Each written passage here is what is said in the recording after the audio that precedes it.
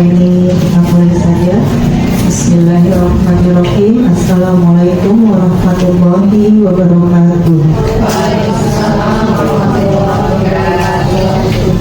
Yang terhormat Ibu Kepala Sekolah SDN Negeri Serang 13, yang terhormat Bapak Ibu Dewan Guru SD Negeri Serang 13, dan staf atau tenaga kependidikan SD Serang 13 yang saya hormati.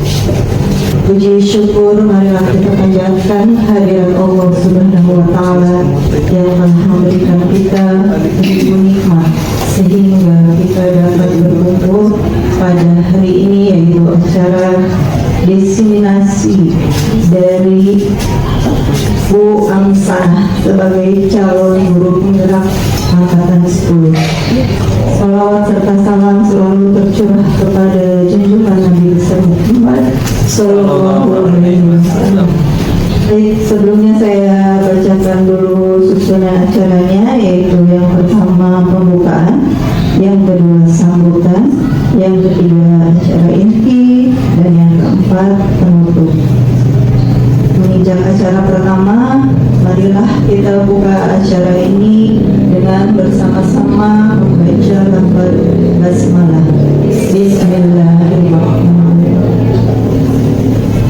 Acara yang kedua yaitu sambutan dari Ibu Kepala Sekolah SD Negeri Serang 13 kepada Ibu Hajah Nina Rostiana MPD. Kami persilakan.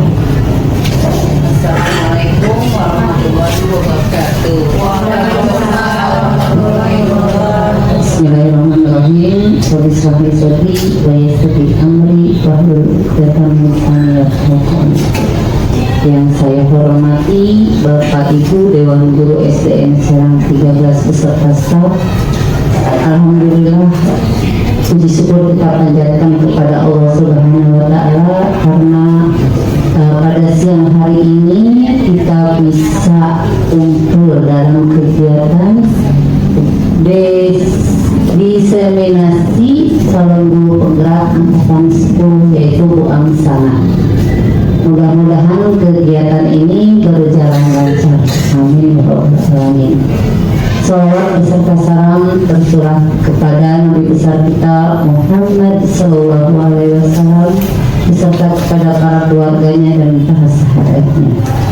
Bapak Ibu yang saya hormati, alhamdulillah ini adalah calon guru penggerak. Kemarin itu sudah lulus, alhamdulillah satu lulus, sekarang menyusul doa. Mudah-mudahan nanti berikutnya teman-teman kita mengikuti juga guru penggerak. Tapi tidak tahu gimana nanti, mungkin setelah ada pelantikan presiden ya Bu ya. Mudah-mudahan akan dimudahkan lagi gitu, tidak dipersulit, tidak sampai berapa bulan Bu Am sekarang? 6 bulan, mudah-mudahan dipersingkat jadi 3 bulan. Kemarin kan CKS 3 bulan saya, mudah-mudahan dipersingkat cuma sebulan gitu. Keinginan kami ya Bu ya. Dan mudah-mudahan benar-benar katanya angkatan 12 nanti akan bayar. Mudah-mudahan nanti setelah ada pelantikan presiden dan ada kabinetnya nanti, mudah-mudahan tidak bayar gratis gitu, malah kita yang dibayar gitu kan. Mudah-mudahan juga sekolah penggerak juga kita nanti kedepannya menjadi sekolah penggerak, karena kemarin Bapak Ibu saya juga mengikuti sekolah penggerak tes di SD saya, tapi alhamdulillah belum beruntung. Tapi kita syukuri ternyata ada pelantikan, akhirnya saya dipindahkan ke sini gitu. Tapi kalau seandainya lulus mungkin kita langsung di sini bu sekolah penggerak. Tapi mungkin Allah segala sesuatunya kan itu kan dari Allah ya. Allah yang kita merencanakan ini ternyata Allah belum menentukan. Tapi kita syukuri, alhamdulillah, walaupun kita bukan sekolah penggerak. Kalau udah sekolah penggerak pasti kan sibuk Bapak Ibu. Saya lihat Bu Ena itu jangan ada di sekolah, sibuk segala sesuatunya. Kalau saya mungkin masih belum siap kalau untuk sesibuk itu gitu ya. Tapi kalau seandainya kita dikasih rezeki, kita sudah harus sekolah penggerak, siap tidak siap, kita semuanya harus siap.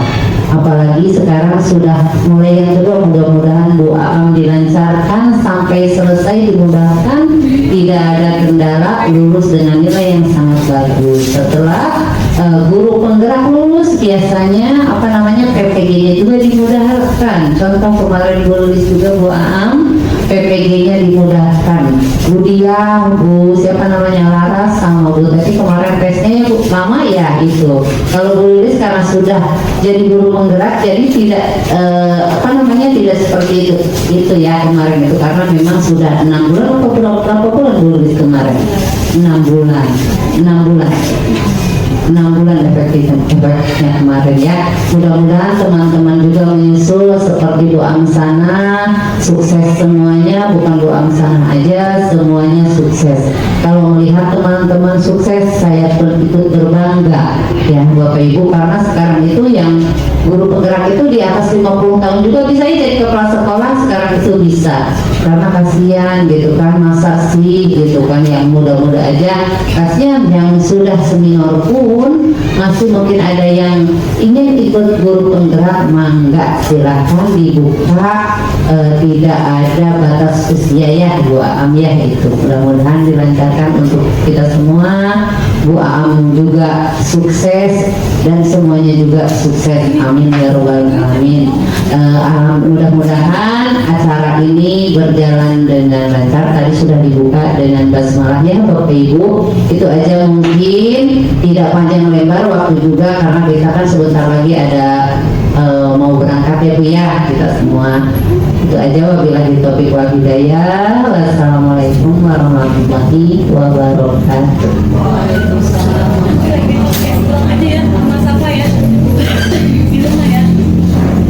Baik, acara yang berikutnya yaitu acara inti kita, penyampaian diseminasi oleh Ibu Amsana.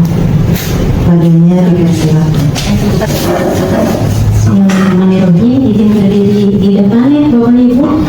Assalamualaikum warahmatullahi wabarakatuh. Yang terhormat Ibu Kepala Sekolah SDN Serang 13, yang saya hormati Bapak Ibu Dewan Guru beserta staf SD Negeri Serang 13. Puji syukur marilah kita panjatkan kehadirat Allah Subhanahu wa Ta'ala. Salawat serta salam semoga selalu tercurahkan kepada baginda kita, yakni Habibina wa Syafi'ina wa Maulana Muhammad Sallallahu Alaihi Wasallam. Sebelumnya Bapak Ibu, izinkan saya menyampaikan diseminasi budaya positif ilmu yang saya dapatkan pada pendidikan guru penggerak angkatan 10. Ya, sebelumnya Ibu izin berdiri di depan ya Ibu. Ya, mohon maaf juga ini mengganggu waktu istirahatnya ya, karena kita sudah selesai melaksanakan SAS. Nah, Bapak Ibu, saya minta waktunya sebentar untuk berdiskusi dan mendengarkan pemaparan materi ataupun sharing ilmu ya, yaitu tentang diseminasi budaya positif. Gimana nih? Masih semangat nggak Ibu-Ibu? Semangat! Ya, biar nggak ngantuk ya? Ya. Semangat, oke. Kita lanjut ya. Oke, apa sih budaya positif itu?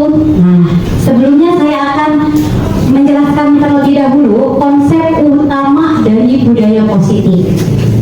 Nah, di sini ada beberapa konsep, Bapak Ibu bisa sambil dilihat di depan. Di mana konsep yang pertama itu ada perubahan paradigma belajar, yang kedua ada disiplin positif, yang ketiga ada nilai-nilai kebajikan, yang keempat ada kebutuhan dasar manusia, yang kelima ada posisi kontrol guru, yang keenam ada keyakinan kelas, dan yang terakhir adalah segitiga restitusi.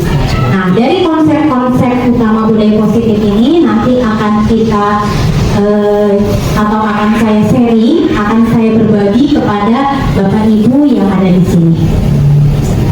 Oke, apa sih perubahan paradigma belajar? Nah, sebelumnya mungkin saya juga tidak mengetahui ya, kalau saya tidak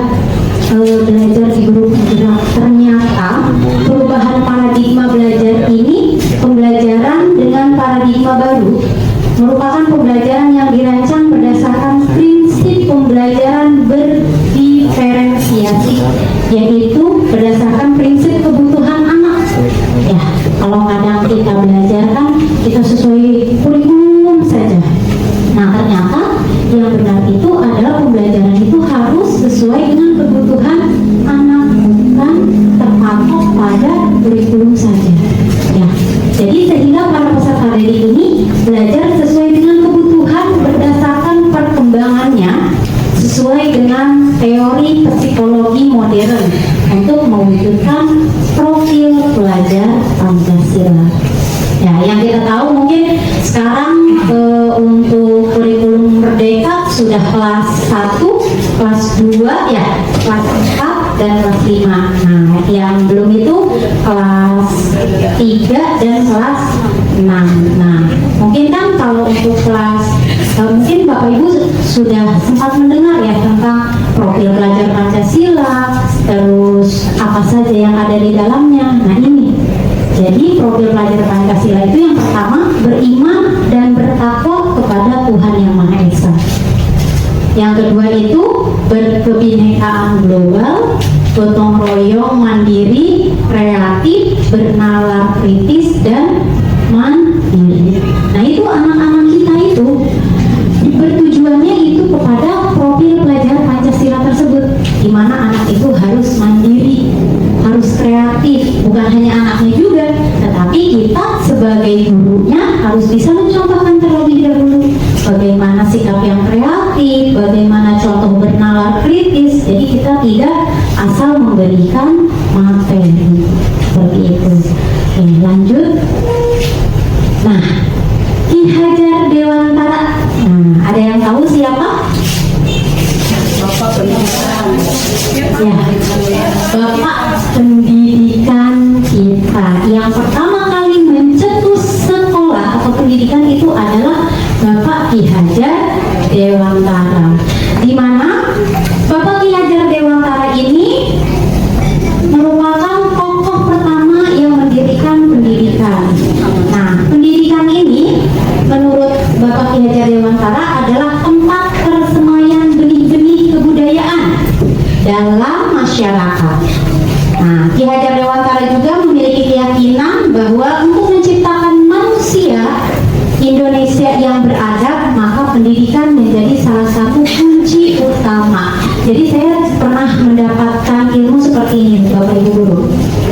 Guru itu diibaratkan sebagai petani. Kita itu sebagai petani, murid itu sebagai benih. Nah, benih ini mau dia tumbuh subur atau tidaknya, bagaimana si petani merawatnya. Jadi kalau kita sebagai guru punten misal asal-asalan merawatnya, tidak dirawat, tidak dikasih pupuk, tidak dikasih disiram, itu si benihnya akan tumbuh dengan bagus atau tidak? Tidak. Akan berbuah dengan lebat atau tidak? Tidak. Nah, begitu pun dengan anak. Anak-anak kita itu diibaratkan sebagai benih. Kita yang gurunya sebagai petani. Kalau kita mau anak didik kita memiliki akhlak yang baik, budi pekerti yang baik, anak yang kreatif, anak yang inovatif, itu bagaimana kita mendidiknya, bagaimana kita memberikan arahannya. Ketika anak itu baru tumbuh, berarti misal dari kelas 1 ya, kita pupuk supaya si tumbuhan itu subur, kita kasih apa? Kita semai, kita pupuk, kita kasih air, kita siram supaya tanaman tersebut tumbuh subur. Nah, begitulah Bapak Ki Hajar Dewantara itu mengibaratkan kita sebagai guru. Next, Bu. Nah, di sini disiplin positif. Nah, apa sih disiplin positif itu? Mungkin kalau kita sering di sekolah itu anak-anak harus disiplin, anak-anak harus datang tepat waktu. Nah, anak-anak harus memakai atribut yang sesuai. Nah, ya Ya. Jadi kalau disiplin itu sebenarnya seperti ini. Jadi kata disiplin itu berasal dari kata disiplina yang artinya belajar. Ya. Disiplin mengacu pada disiplin diri yang memiliki tanggung jawab terhadap apa yang dilakukan berdasarkan nilai-nilai keyakinan. Jadi anak itu kalau mau disiplin harus sesuai dulu dengan keyakinan dia.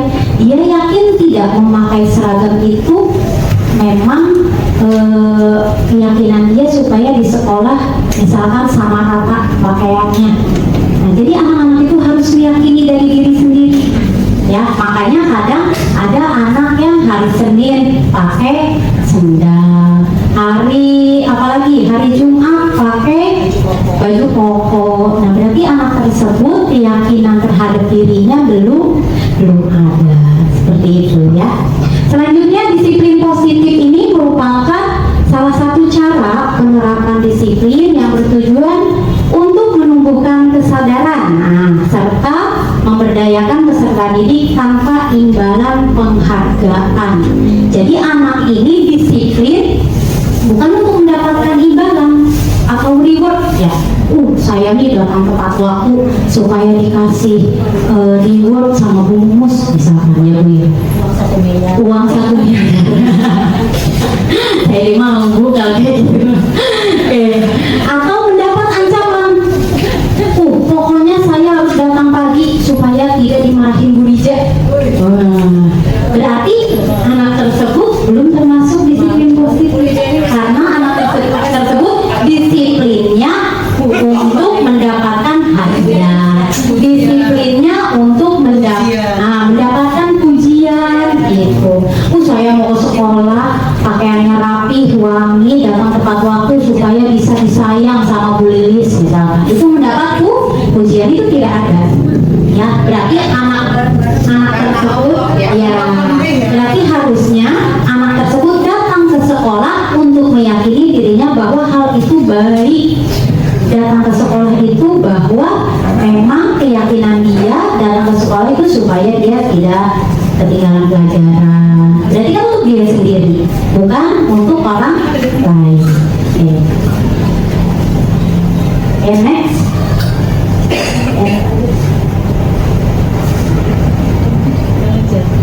Ya, human error ya. Kita lanjut.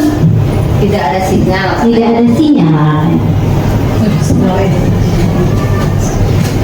Membayar wifi neng Yuni. Membayar wifi ya Bu. Ya boleh dikeluarin dulu. Kita lanjut aja ya. Sambil menunggu slide-nya. Di sini saya mau menanyakan nih Bapak Ibu, apakah di kelas Bapak Ibu ada tidak siswa yang disiplin tapi ingin mendapat pujian? Ada ya. Siswa disiplin ingin mendapat penghargaan? Ada saja ya. Nah, berarti nanti tugas kita memberikan keyakinan kepada anak didik kita supaya disiplin itu bukan untuk mendapat penghargaan atau pujian, tetapi untuk dirinya sendiri, untuk kebutuhan dianya ya. Ya, sadar diri gitu.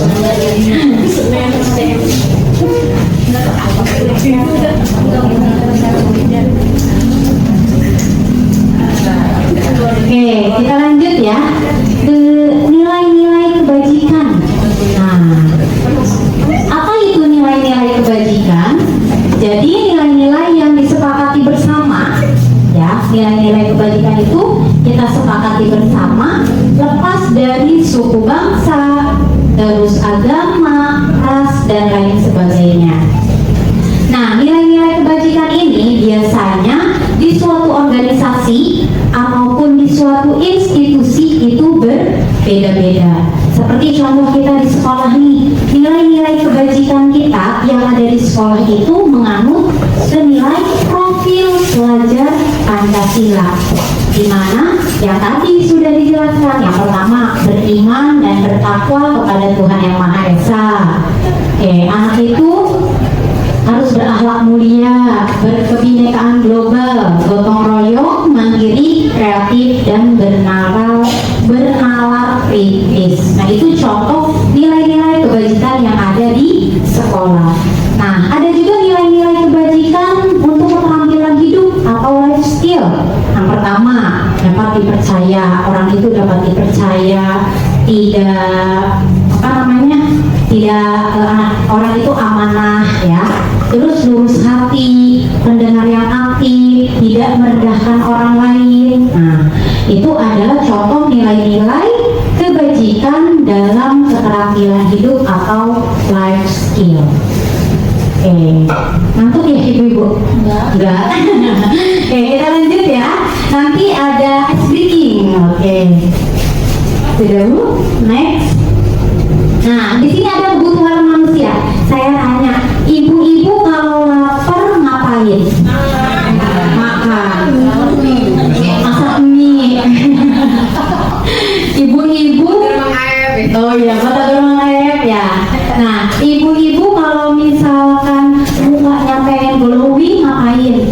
Beli skincare. Oh, beli skincare. Beli skincare Bu Yuni ya. Nah, itu adalah kebutuhan.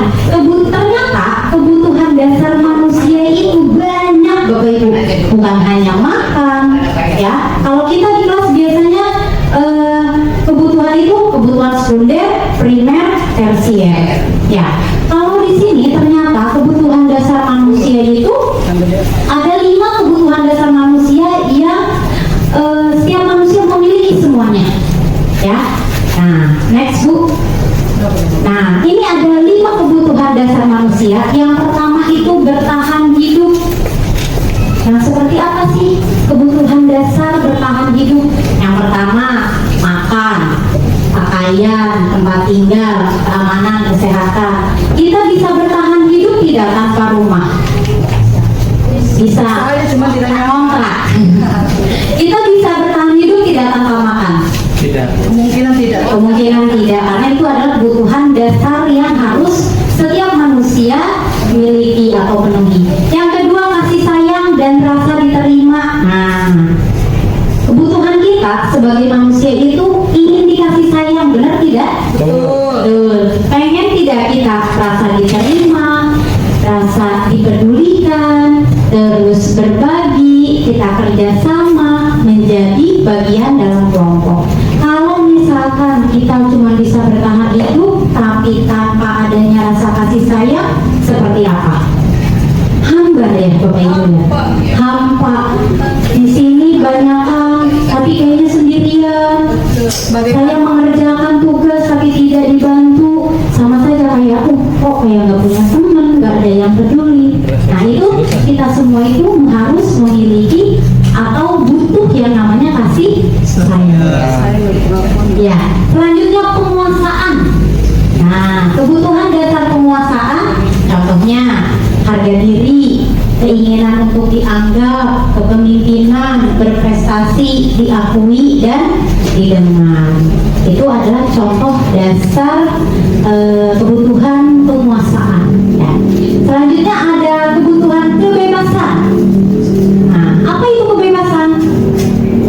Kita aja sih kalau di rumah aja. Kesel tidak? Kesel ya. Pengen jalan-jalan. Pengen jalan-jalan. Berarti kita juga membutuhkan kebutuhan dasar kebebasan. Bukan dalam artian kebebasan yang negatif ya Bapak Ibu, tapi misalkan mandiri, memiliki pilihan ya. Terus mencoba hal baru, terus mampu mengendalikan arah dirinya. Kebebasan dalam artian adalah kebebasan yang positif ya.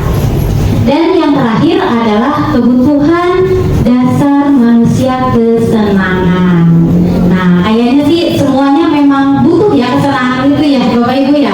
Bukan hanya kesenangan di dalam hati, tapi mungkin kesenangan keseluruhan. Nah, contohnya apa?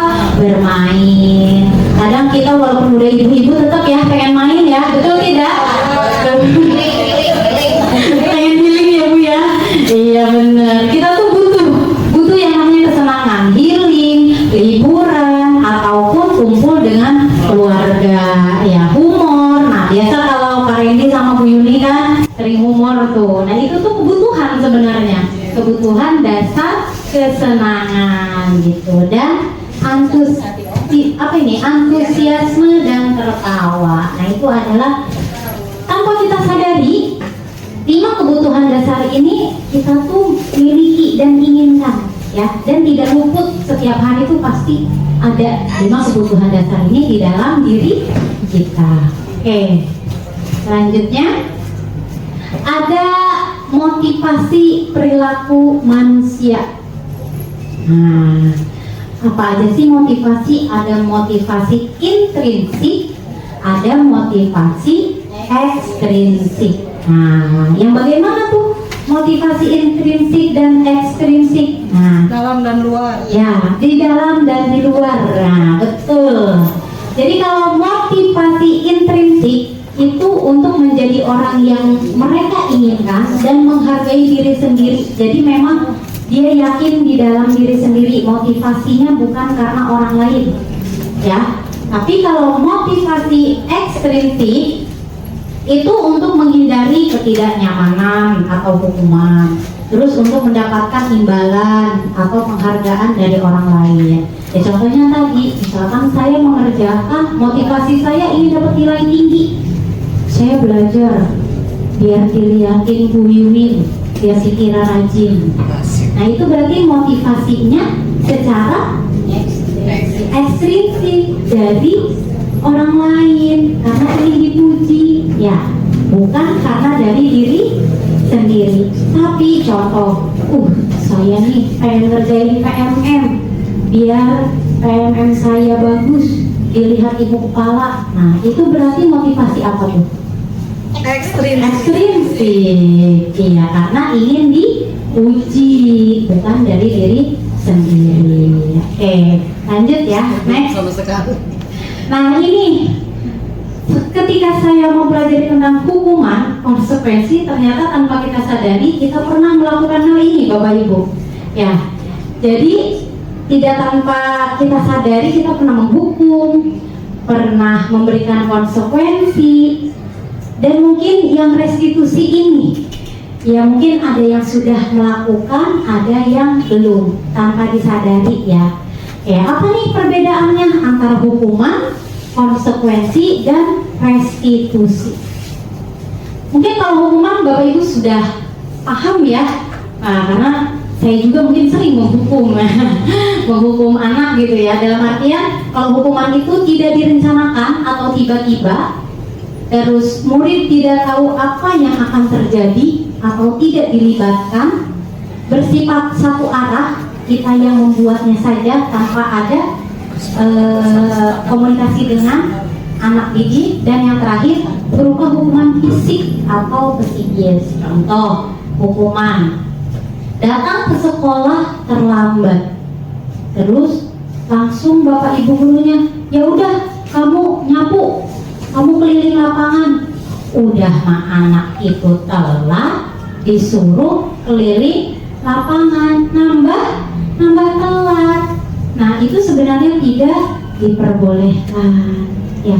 Dan ternyata saya juga baru merasa, oh iya, ternyata saya salah selama ini memberikan hukuman kepada anak atau kepada siswa. Udah mah datang telat, diberi hukuman, akhirnya nambahlah waktu dia untuk masuk ke kelas.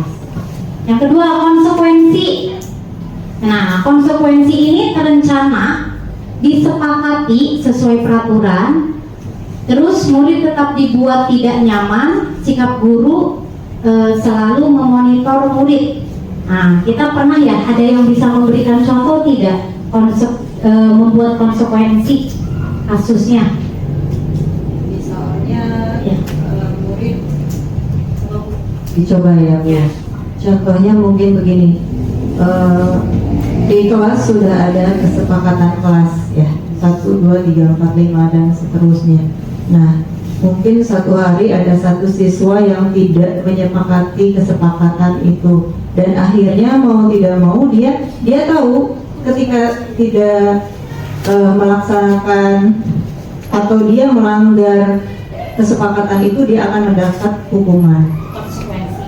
Nah iya, mendapatkan konsekuensinya atas tindakannya atau atas perbuatan anak tersebut. Iya, mungkin. Berarti konsekuensinya tetap sudah dibicarakan terlebih dahulu ya Bu ya, Iya. antara guru dan Iya, nah itu yang terdapat di kesepakatan itu gitu. Mungkin menurut saya seperti itu. Iya, boleh. Terima kasih Bu ya. Ada lagi contoh kasusnya? Misalkan Ibu, ya misalkan contoh kasusnya apa, nanti dapat konsekuensinya apa gitu. Boleh kita sharing, kita berbagi. Misal di kelas saya mah Bu, kalau anak bla bla bla bla, nanti konsekuensinya gini ya. Karena pasti saya yakin setiap kelas memiliki konsekuensi atau keyakinan kelas yang berbeda-beda. Mungkin ada perbedaannya gitu ya. Boleh? Oke, boleh Ibu. Terima kasih Bu Akang. Mungkin konsekuensi ini ada kaitannya dengan yang hukuman tadi. Karena gini, di kelas saya membuat kesepakatan, karena saat itu kan di situ bukan kata kelas ya, tapi kesepakatan kelas gitu kan waktu itu, istilahnya diperhalus.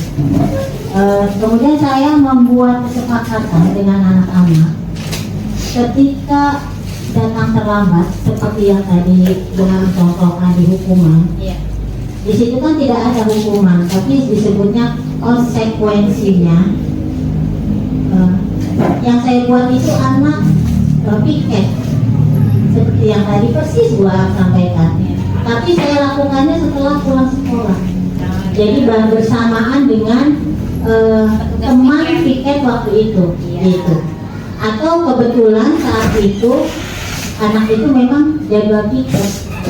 Ya sudah, karena memang konsekuensinya ketika terlambat saya pulang sekolah harus piket gitu, membantu piket. Nah yang saya kata konsekuensinya kan dia laksanakan nih, karena sudah sepakat kan. Nah di situ ketika anak itu melakukan apa yang sudah dari konsekuensi di kelas kesepakatan itu, ya berarti dia sudah konsekuen, gitu kan? Berarti dia mematuhi itu dengan konsekuensi atau kesepakatan yang sudah dibuat. Cuma mungkin saya kembali bertanya nih, apakah yang saya lakukan selama ini pulang sekolah anak saya suruh piket ketika yang terlambat, apakah masih keliru juga gitu ya? Toh tidak mengganggu dengan jam belajarnya gitu. Terima kasih. Semangat nih ya, langsung dikasih pertanyaan. Oke, tadi bagus. Oke, boleh siap Ibu. Terima kasih atas waktunya. Saya akan memberikan ini ya, gambaran di kelas yang dialami di kelas saya. Ada beberapa anak membawa HP, padahal kan sudah ada kesepakatan kelas tidak membawa HP. Kalau misalkan ada mau komunikasi, ada yang dikomunikasikan dengan orang tua, silahkan pakai HP guru. Bahkan sampai gojekin saya fasilitasi gitu ya, Maxim Grab atau apa. Tapi ada beberapa anak yang tetap membawa sembunyi-sembunyi gitu. Itu kami di awal kan ada konsekuensi, menerapkan konsekuensi di kesepakatan itu. Jika membawa HP, mereka berinfak gitu, dipegang ke bendahara, berinfak seikhlasnya. Ada pilihan juga sebetulnya, ada berinfak, ada membawa kebersihan, ada menghafal perkalian gitu. Jadi suruh milih di antara tiga itu. Ada beberapa anak yang melanggar, terus dia itu kekeh gitu tuh ya, nggak mau melaksanakan yang tiga pilihan itu gitu konsekuensinya. Akhirnya saya hubungi orang tua dan orang tuanya yang mengambil sendiri sambil dia memberikan apa yang seharusnya anak diberikan kepada kelas sesuai kesepakatan itu. Itu mungkin ya. Baik, terima kasih Bu Lilis, Bu Budia, dan Bu Mumus. Cukup menarik ya. Kan pasti setiap kelas berbeda. Ternyata memang di kelas Bu Lilis konsekuensinya berbeda ya, mungkin dengan kelas Bu Mumus ataupun kelas Bu Budia. Nah, tadi biar tidak lupa saya langsung menjawab pertanyaan Bu Mumus ya. apakah ketika ada anak yang datang terlambat, walaupun sudah membuat konsekuensi, anak tersebut tetap termasuknya diberi hukuman, ya, piket ketika jam pulang sekolah. Nah, kalau ditanyakan apakah perilaku saya ini betul atau tidak, jawabannya tidak. Yang saya pelajari ya Ibu ya, ketika pendidikan guru penggerak, makanya ada yang terakhir, restitusi. Nah, jadi kita itu sebagai guru tidak lebih baik itu melaksanakan restitusi ini, di mana restitusi ini proses menciptakan kondisi bagi murid untuk memperbaiki kesalahan dia, proses kolaboratif yang mengajarkan murid untuk mencari solusi sendiri, gitu. Jadi sebenarnya saya juga sama, ada kesepakatan kelas, dan di dalam kesepakatan kelas itu ada konsekuensi. Ternyata dari konsekuensi itu kurang baik kalau menurut pendidikan Ki Hajar Dewantara. Jadi tidak ada tuh yang namanya hukuman, konsekuensi, yang ada itu harusnya restitusi. Mungkin nanti coba saya akan berikan gambaran contoh restitusi yang sudah pernah saya kerjakan ya Bapak Ibu ya. Oke. Sebetulnya melakukan juga. Iya, karena sama melakukan hukuman juga. Iya. Nah, Tetap aja si anak itu selalu keluar. Contohnya tadi sinetron satu yang kita saksikan saat ini. Iya. Tadi juga begitu.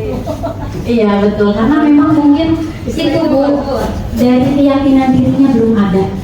Ya, jadi Dari orang tuanya juga. ya, karena memang dukungan orang tua juga sangat penting. Ya, oke. Jadi nanti kita bahasnya ada selanjutnya ya Bu ya. Oke, boleh next. Nah, kita refleksi terlebih dahulu nih Bapak Ibu. Ada 6 pernyataan, kita cari mana konsekuensi, mana hukuman. Ya, oke. Untuk yang pertama, lari mengelilingi lapangan basket 2 kali karena terlambat hadir di sekolah. Hukuman atau konsekuensi? Hukuman, ya. Jadi anak disuruh lari doang, ya, karena terlambat. Yang kedua, membersihkan coretan yang dibuatnya di meja tulis. Hukuman atau konsekuensi? Ayo Bapak Ibu, hukuman apa konsekuensi? Ya, konsekuensi ya, karena dia yang melakukan, dia juga yang membersihkan. Ya, dia yang nyoret-nyoret, dia juga yang harus membersihkan. Oke, yang nomor ketiga nih. Oke, boleh Bapak Ibu yang lain. Murid diminta untuk push up 15 kali karena tidak menggunakan masker ke sekolah. Hukuman atau konsekuensi? Hukuman, ya, karena lupa pakai masker tiba-tiba disuruh push up. Oke. Nomor 4, menggantikan kertas tugas teman yang telah dicoret-coret. Konsekuensi. Jadi dia harus menggantikan kertas temannya yang sudah dicoret-coret dia. Oke, yang kelima, murid diminta bertelanjang kaki sepanjang hari atau tidak memakai sepatu ya, karena tidak menggunakan sepatu warna hitam sesuai peraturan sekolah. Hukuman atau konsekuensi? Hukuman atau konsekuensi? Konsekuensi. Murid diminta bertelanjang kaki sepanjang hari karena tidak menggunakan sepatu warna hitam. Itu adalah hukuman. Dan yang keenam, kehilangan 10 menit jam istirahat untuk mengerjakan tugas karena terlambat datang dan tertinggal pelajaran selama 10 menit. Konsekuensi. Oke. Untuk sampai refleksi ini Bapak Ibu sudah bisa memahami tidak bedanya konsekuensi dan hukuman? Sudah ya. Oke, kalau sudah kita ice breaking terlebih dahulu biar nggak ngantuk ya, karena sudah jam-jam 12 nih. Jam rawan ya. Oh, ada azan ya. Oke, kita berhenti klik terlebih dahulu ya.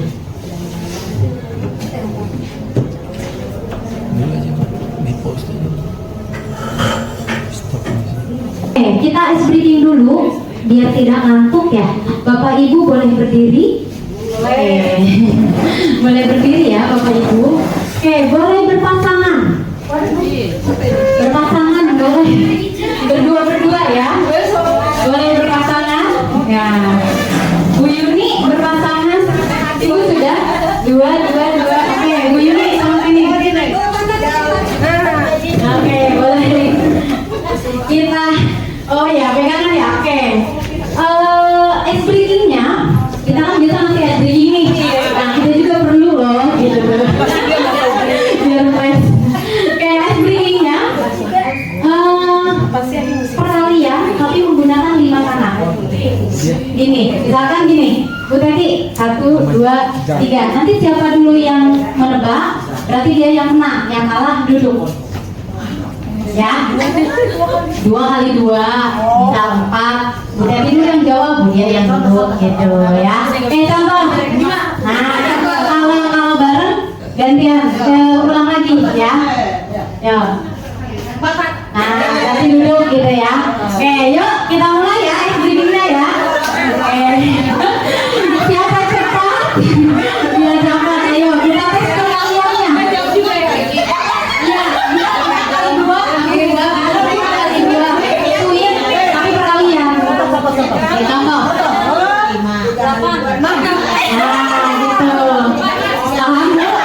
Dikalikan 1, 3 dengan 2, berarti 3 kali 2, 6. Langsung jawab ya. Oke, Pak Adri sama Pak Abu.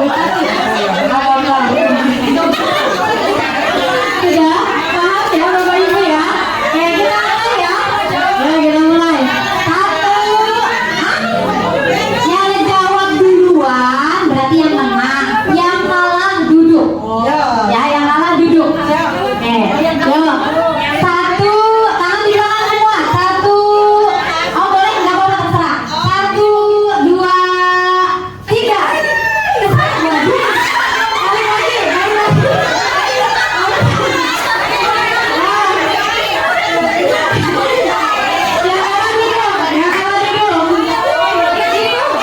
Bu Rina sama Bu Tati. Bu Rina sama Bu Tati tuh belum dapat tuh. Ayo. Bu Rina sama Bu Tati ya. Ya, Bu Rina sama Bu Tati ya. Siapa yang menang? Menang Ibu. Bu Rina menang. Bu Tati sama Bu Rina ya. Katakan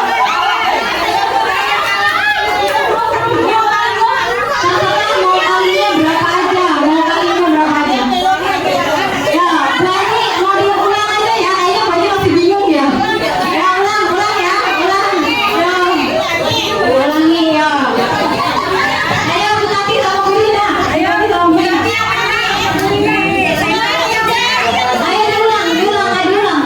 Ya, 1, 2, 3.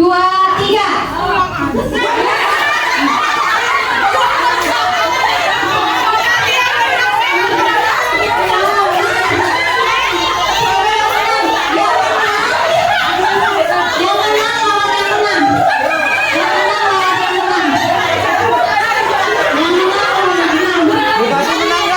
menang. Oke, udah. Yang menang berarti cuma di sini. Yang menang lawan yang menang nanti. Sini.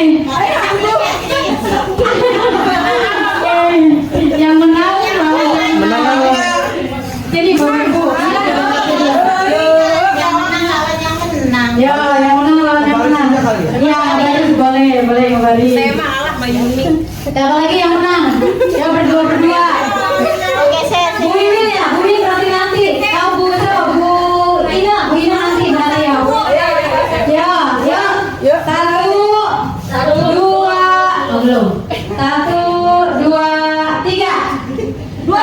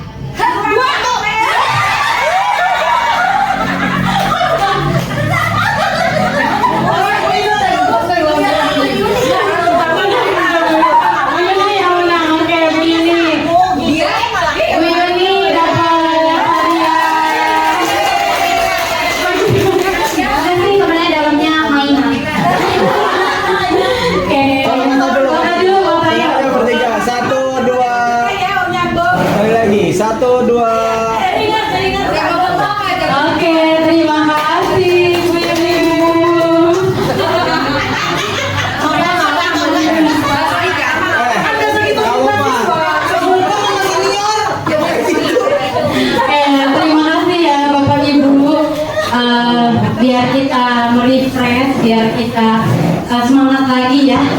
Ternyata memang kita juga butuh hiburan. Nah, tadi kebutuhan dasar kita yaitu tertawa, butuh kesenangan kan ya, bermain dan tinggal ininya. Habis baterai nih. Bu, ada baterai nggak, Bu? Habisnya bisa. Pause dulu. Tes, ya, oke. Kita lanjut ke materi ya Bapak Ibu ya. Nah, ternyata seru juga ya. Oke.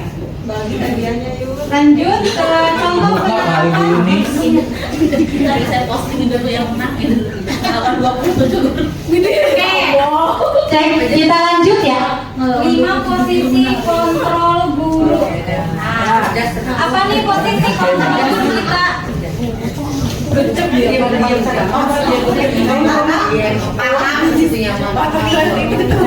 apa-apa ya, kita sambil aja.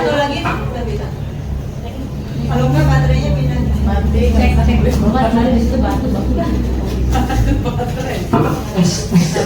Ada di kolong.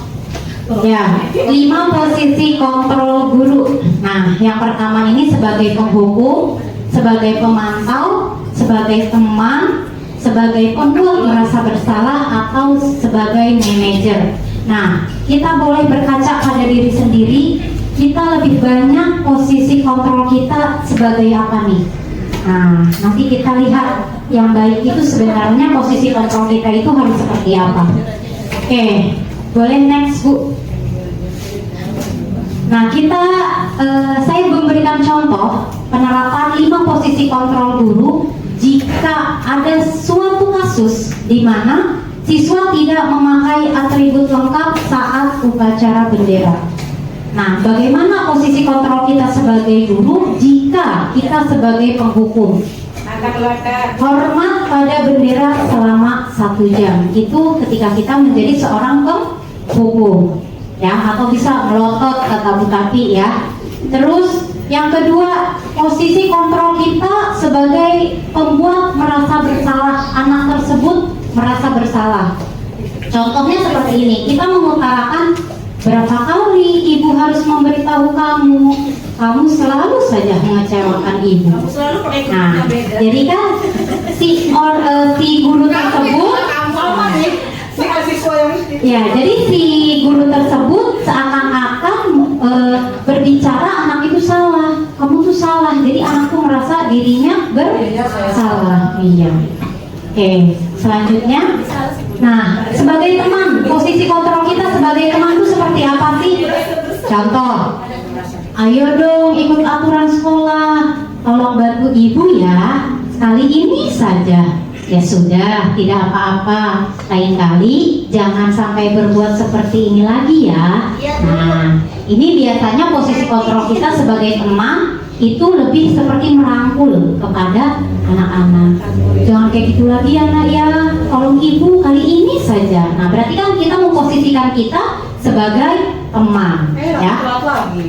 Ya, nanti telat lagi. Oke, bagaimana nih jika posisi kita sebagai guru, sebagai pemantau? Nah, biasanya guru yang sebagai pemantau ini mengutarakan kalimat seperti ini. Kamu sudah melanggar peraturan sekolah, kamu tahu konsekuensinya. Setelah upacara, kamu beli atribut ke koperasi dan jangan diulang lagi. Nah, biasanya pemantau itu lebih ke menjelaskan, mencari solusi apakah benar perbuatan kamu, gitu ya. Nah, itu sebagai pemantau. Dan yang terakhir adalah posisi kontrol seorang manajer. Nah, Bapak Ibu, sebenarnya posisi manajer ini posisi yang harus kita punya dan harus kita terapkan. Ya, dari yang posisi 4 tadi, pemberi, pembuat merasa bersalah, teman, penghukum, pemantau, itu sebenarnya tidak baik kalau menurut apa yang saya pelajari ya di pendidikan guru penggerak. Jadi yang benar itu memang sebagai manajer, kita itu memberikan solusi atau memberikan arahan kepada anak. Nah, biasanya seperti ini. Apakah kamu tahu kesalahan kamu? Kira-kira bagaimana kamu memperbaiki kesalahanmu? Nah, jadi ditanya dulu anaknya. Kalau diem aja deh. anaknya menggegek. Karena gitu kebanyakannya. Tahu. Iya, kalau nggak tahu jawabnya diem aja. Ya, diam aja. Nah, berarti kan tinggal kita bagaimana kita komunikasi kita dengan anak tersebut gitu. Jadi memang sebenarnya untuk guru SD, saya pernah menanyakan gini, Bu, guru SD itu kan anaknya dibilang umurnya kan masih belum begitu paham dibanding dengan anak SMP ya. Kalau anak SMP kan sudah bisa diajak komunikasi secara baik gitu ya. Kalau kayak kelas rendah mungkin kan ditanyakan pasti nggak tahu, ngekek, kalau enggak diem ya. Nah tapi tetap kita sebagai guru tuh harus ada di posisi manajer. Kalau kita tidak bisa di posisi manajer, minimal kita di posisi pemantau. Ya, jadi jangan menjadi posisi penghukum, apalagi teman. Kenapa? Karena kekurangannya ketika kita memposisikan kita sebagai teman, anak akan merasa, ih gak apa-apa lah bu gurunya juga baik, ih gak apa-apa lah bu gurunya juga udah kayak teman sama saya mah. Udah bestie. Nah itu adalah salah satu hal negatif jika kita menjadi posisi sebagai teman. Nah jadi yang lebih bagus itu adalah posisi kita sebagai manajer. Ketika anak melakukan kesalahan, nah kita tanya, apakah kamu tahu kesalahan kamu? Nah kan anak harus tahu dulu apa nih kesalahannya. Terus kira-kira bagaimana cara memperbaikinya? Misalkan datang ke sekolah, oke bu, misal saya besok nanti hari Senin ke sekolah memakai atribut. Nah, berarti kan anak tersebut tahu kesalahannya dan tahu cara memperbaikinya. Oke, kita next ya. Nah, mengapa keyakinan kelas? Kenapa bukan peraturan kelas?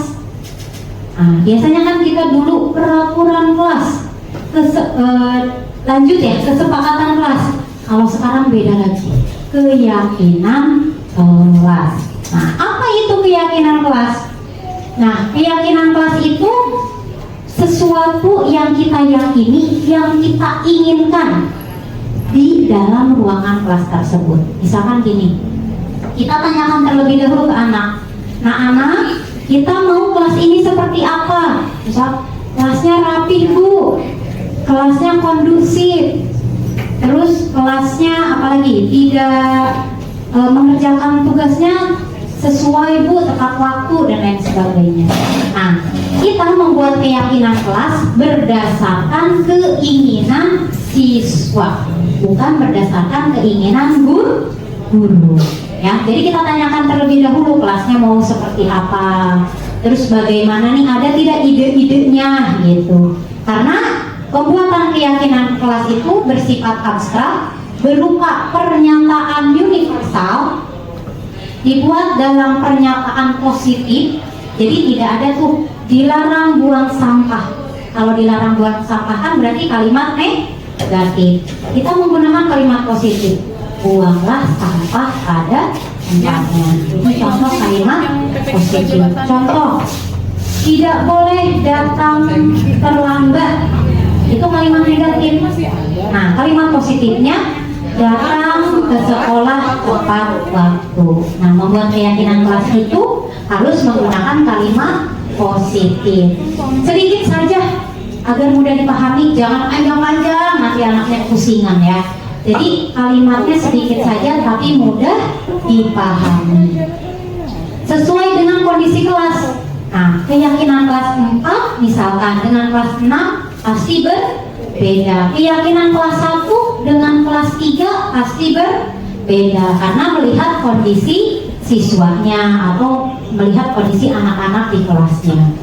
Terus semua warga sekolah atau warga kelas dilibatkan dalam membuat keyakinan kelas. Jadi semuanya ditanya, membuat kesepakatannya semua, tidak hanya guru saja atau tidak hanya siswa saja, tapi semuanya harus terlibat. Nah, ya, ini contoh gambar, contoh gambar keyakinan kelas yang sudah saya terapkan di kelas ya. Kemarin anak-anak membuat keyakinan kelas, saya beri masukan, saya beri arahan, dan alhamdulillah untuk kelas 4 sudah melakukan keyakinan kelas atau sudah membuat keyakinan kelas berdasarkan keinginan anak dan kesepakatan anak di kelas. Keyakinan tentang kondisi kelas, misal saya pengen anak kelasnya yang rapi, saya ingin pembelajarannya yang menyenangkan, misal saya ingin siswanya bertanggung jawab gitu. Jadi anaknya yang membuat, Bu saya ingin kelasnya kondusif Bu, gak gaduh gitu. Jadi anak tersebut yang menginginkan ya. Oke, kita next. Nah, ada namanya segitiga restitusi. Nah, yang tadi Bu, kita itu harus menerapkan segitiga restitusi apabila ada anak yang bermasalah. Jadi tidak langsung menghardiknya, tidak langsung menghukumnya, tetapi kita lakukan langkah-langkah segitiga restitusi. Apa sih segitiga restitusi itu? Nah, di sini suatu proses dialog yang dijalankan oleh guru agar dapat menghasilkan murid yang mandiri dan bertanggung jawab. Ya, di sini ada langkah-langkah segitiga restitusi. Yang pertama, menstabilkan identitas, memvalidasi tindakan yang salah, dan menanyakan keyakinan. Nah, oke, next. Di sini nih, apa sih Bu menstabilkan identitas? Nah, menstabilkan identitas itu berdasarkan prinsip membuat kesalahan adalah bagian dari proses pembelajaran. Ya, anak membuat salah itu semuanya proses pembelajaran. Bukan ketika anak salah langsung, kamu salah, nggak boleh kayak gitu. Yang benar tuh gini. Nah, tidak boleh. Tetapi kita berikan arahan bahwa nggak apa-apa nak, buat salah itu wajar. Ya, terus tidak ada manusia yang sempurna. Bapak Ibu juga pernah melakukan hal seperti itu. Ya, terus Ibu tidak mau mencari tahu siapa yang salah, tapi Ibu ingin mencari solusi bagaimana nih atas kasus kamu misalkan. Kamu berhak merasa begitu, misalkan kayak anak nih habis ribut, pastikan anak tuh kalau ditarik rambutnya atau kerudungnya membalas tidak? Membalas kan? Nah, jadi wajar aja anak itu membalas karena dia ada rasa kebutuhan ingin melindungi dirinya, ya. Oke, selanjutnya memvalidasi tindakan yang salah. Nah, kalau anak melakukan kesalahan, kita validasi nih tindakan apa yang salah. Anak ini berbuat apa nih yang salah? Berdasarkan prinsip setiap perilaku berupaya memenuhi suatu kebutuhan tertentu. Contohnya, kalimatnya seperti ini. Kamu pasti punya alasan mengapa kamu melakukan hal ini. Nah, mengapa kamu narik kerudung? Pasti kamu punya alasan kan? Iya Bu, soalnya iya Bu, situ duluan soalnya tarik saya. Nah, gitu kan? Nah, kita tanya dulu, validasi dulu.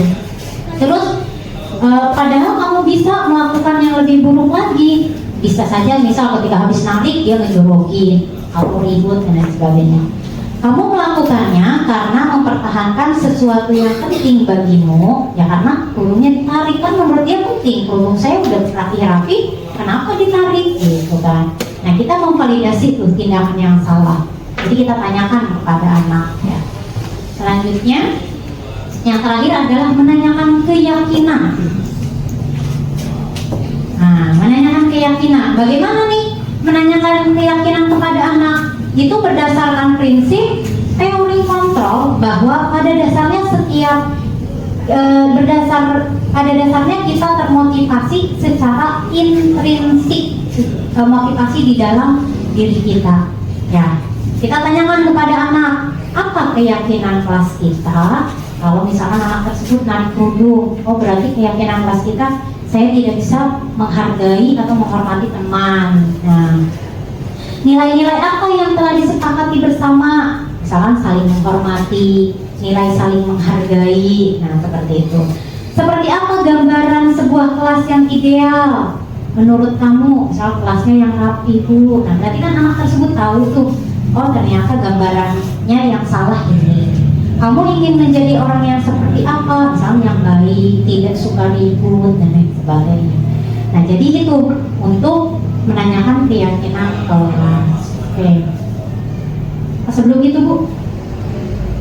Oke. Di sini saya ingin memperlihatkan contoh kasus segitiga restitusi yang sudah saya buat ya Bu ya. Bisa sambil dilihat nanti.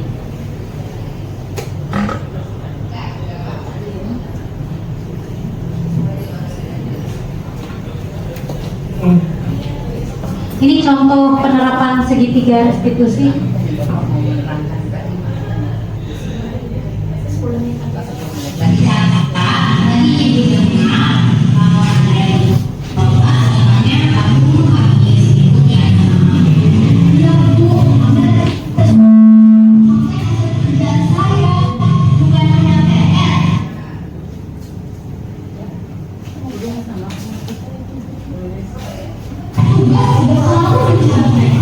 Kasusnya ini mencontek ya, teman-teman mencontek.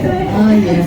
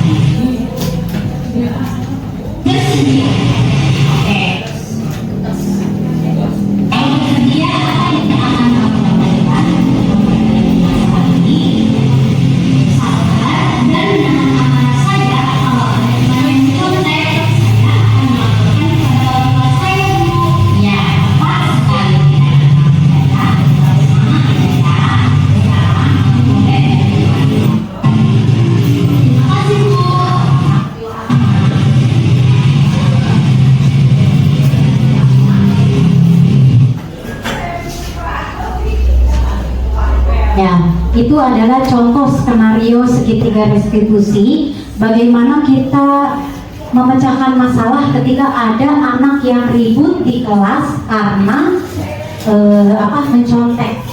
Ya, jadi ceritanya Caca ini menggebrak meja dan marah-marah kepada Amel karena Amel sering mencontek pekerjaan atau PR Caca tersebut. Nah, pasti kan di kelas ribut tuh anak-anaknya. Nah, ketika kita ribut kan biasanya ada apa ini? Ini Bu nyontek gini-gini. Ih, nggak boleh nyontek, palingan gitu ya. Nah, ternyata skenario segitiga restitusi ini perlu kita lakukan di kelas supaya anak juga merasa diperhatikan, supaya anak juga merasa oh saya langsung disalahin, padahal kan kenyataannya ceritanya seperti ini. Nah, seperti itu. Jadi kadang kita tidak boleh langsung menjudge anak tersebut salah, padahal kita tidak tahu kebenarannya seperti apa. Nah, bisa nanti Bapak Ibu mempraktekkan skenario segitiga restitusi jika ada permasalahan di kelas, yaitu dengan tadi 3 cara. Yang pertama validasi. Yang pertama itu menanyakan identitas, memvalidasi tindakan yang salah, dan yang terakhir menanyakan keyakinan. Oke, selanjutnya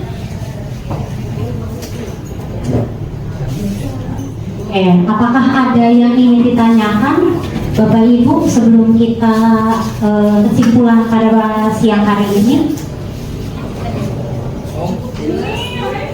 Ya, cukup jelas ya.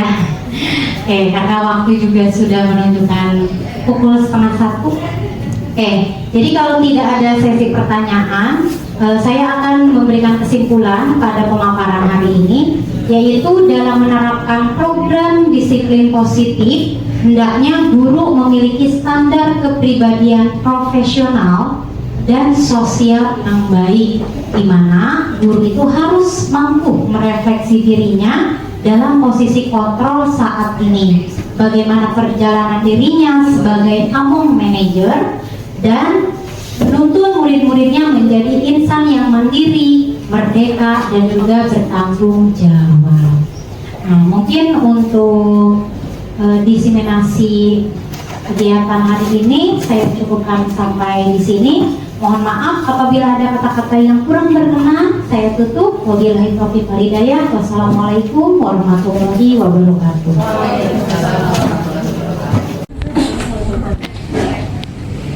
Baik, terima kasih kepada Ibu Amsanah, pemaparan yang cukup gamblang dan menarik, terutama untuk saya sangat menambah wawasan sekali ya untuk saya.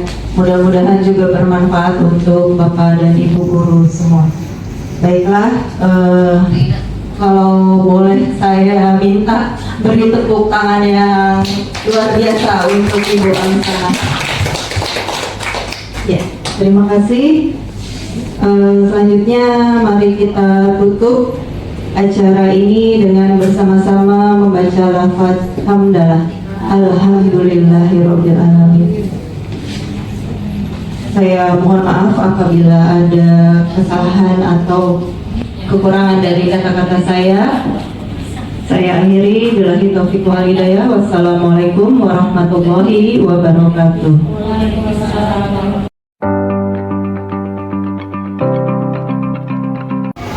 Assalamualaikum warahmatullahi wabarakatuh.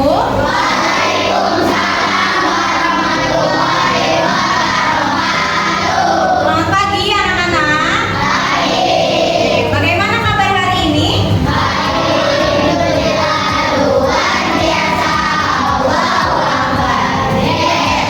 Oke, sudah sarapan semuanya? Oke, hari ini anak-anak kita akan membuat yang namanya keyakinan kelas. Ada yang tahu keyakinan kelas? Oke, keyakinan kelas itu mirip-mirip seperti peraturan kelas. Ya, ada yang tahu peraturan kelas? Ya, peraturan kelas. Jadi kalau keyakinan kelas ini adalah seperti peraturan kelas, hanya saja kita menggunakan kalimat positif. Ya, tidak ada yang namanya kata negatif, atau contohnya dilarang, tidak boleh. Nah, itu kita tidak menggunakan kalimat-kalimat seperti itu. Nah, keyakinan kelas ini kita buat supaya kelas kita ini memiliki komitmen, memiliki keyakinan untuk dilakukan bersama-sama. Ya, contoh keyakinan kelas misalkan dilarang membuang sampah. Kalimat negatif atau positif? Negatif. Oke, kalimat positifnya seperti apa?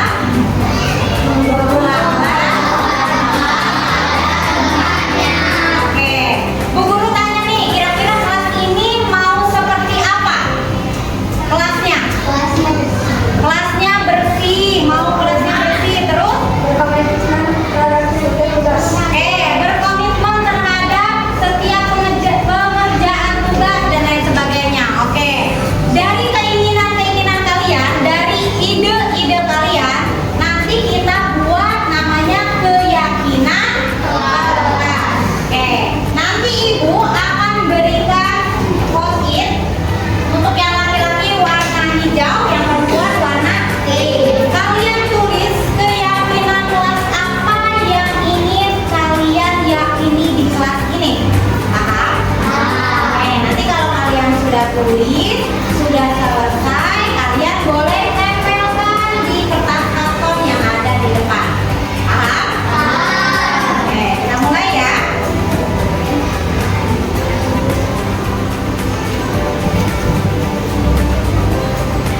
Oke, boleh sambil ditulis keyakinan kelas apa yang